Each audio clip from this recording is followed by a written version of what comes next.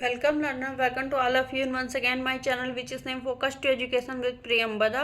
तो अपने आज के शॉर्ट वीडियो में मैं चर्चा करूंगी मापन के स्तर के बारे में, जो कि 4 होते हैं। आज हम पहले मापन के स्तर के बारे में, जो पहला मापन का स्तर है उसको नामित मापन कहते हैं, यानी नॉमिनल मेजरमेंट, इसको अंग्रेजी में बोलते हैं नॉमिनल मेजरमेंट।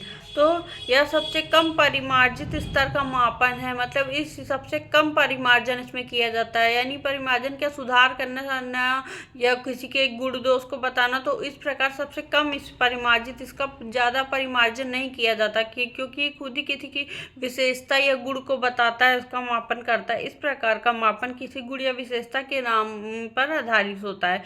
इसमें व्यक्तियों अथवा वस्तुओं को उनके किसी गुण अथवा विशेषता के आधार पर कुछ वर्गों या समूहों में बांट दिया जाता है। यानी इसमें क्या किया जाता है, किसी व्यक्ति है, कोई समूह, मान लीजिए हमारा कोई स्कूल या कॉलेज विद्यार्थी है, वो 12 साल का विद्यार्थी है या फिर 16-17 साल का विद्यार्थी है, उस हिसाब से हम उसको कैसी शिक्षा देंगे, क्या क्या शिक्षा के क्षेत्र में आएंगे, तो हम उसको बांट लेते हैं उसको वर्ग के आधार पर कि प्राथमिक शिक्षा हो गई, माध्यमिक हो गई, उच्च शिक्षा हो गई। तो इस आधार पर हम उसके गुण दोष को, उसकी विशेषता को बांट के एक समूह में करके उसका मापन करते हैं। तो इसको हम नामित मापन कह के पुकारते हैं। फिर प्रत्येक वर्ग का गुण तो विशेषता किसी एक प्रकार को व्यक्त करता है। इसमें क्या होता है, प्रत्येक वर्ग का जो गुण है, विशेषता किसी एक प्रकार को व्यक्त करता है, किसी एक प्रकार को, यानी प्रत्येक वर्ग जो है उस गुण है अथवा विशेषता के किसी एक प्रकार को। फिर विशेषता के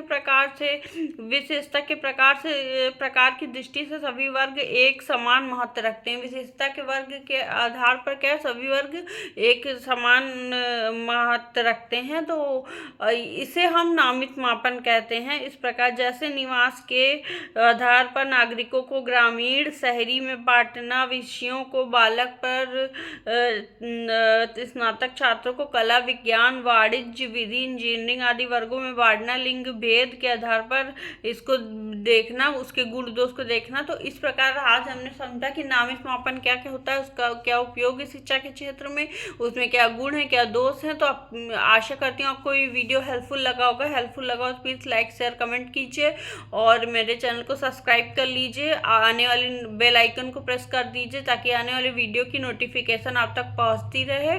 और अपने आज के वीडियो में हमने इसी नामित मापन के बारे में चर्चा की है, और अपने नेक्स्ट वीडियो में हम दूसरे मापन के बारे में चर्चा करेंगे। तब तक के लिए आप सभी सीखने वालों को मेरा नमस्कार।